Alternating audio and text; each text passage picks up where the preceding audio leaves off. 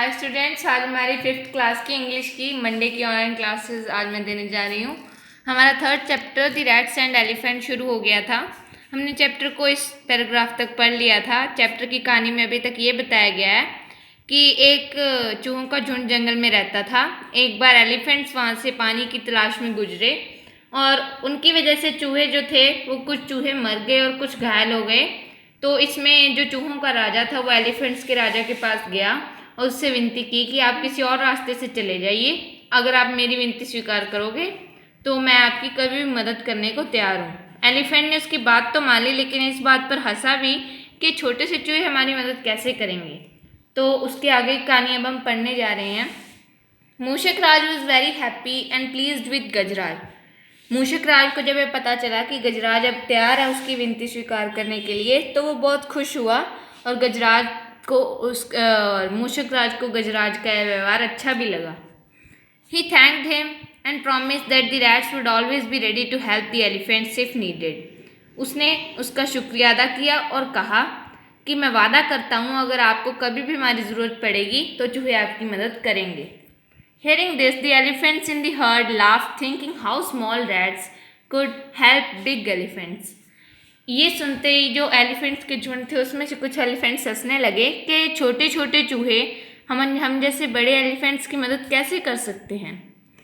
After a few months, कुछ महीने बाद, one fine day when the rats were playing, they heard loud shouts of elephants coming from the direction of the pond. एक दिन जब चूहे खेल रहे थे उन्होंने क्या सुना, हाथी बहुत ज़ोर ज़ोर से चिल्ला रहे थे और वो आवाज़ें तालाब की दिशा से आ रही थी। Mooshak Raj realise that the elephants were in some danger. चूहों के राजा मूषक राज को लगा कि ज़रूर जो हाथी हैं वो किसी खतरे में हैं।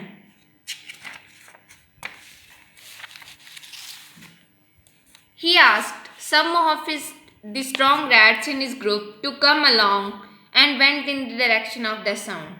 उसने कुछ ताकतवर चूहों को अपने साथ लिया और उस दिशा में चला गया। Near the pond, they saw the elephant caught in the traps kept by some hunters. जब वो वहाँ पहुँचे तो उन्होंने देखा कि जो हाथी थे वो एक जाल में फंसे हुए थे, जो जाल एक कुछ शिकारियों ने बिछाया था। The rats quickly started biting the ropes with their sharp teeth. चूहों ने अपने नुकीले दांतों से उनको जो ट्रैप्स था, जो जाल की रस्सियाँ थी, उनको काटना शुरू कर दिया। Soon the elephants were set free. चूहों के नुकीले दांतों से वो रस्सियाँ टूट गई और कुछ ही देर में जो हाथी थे वो आज़ाद हो गए। They thanked the rats and also felt sorry for making fun of their small size. उन्होंने भी चूहों का धन्यवाद किया और माफ़ी मांगी कि उन्होंने उनके छोटे साइज़ का यानी कि छोटे आकार का मजाक उड़ाया था कि वो उनकी मदद कैसे कर सकते हैं।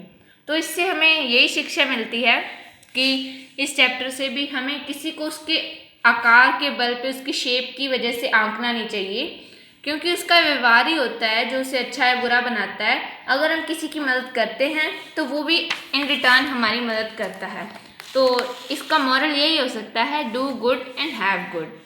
तो आज का अगर आपका कोई होमवर्क होगा तो वो आपको आपके ग्रुप में भेज दिया जाएगा। Thank you.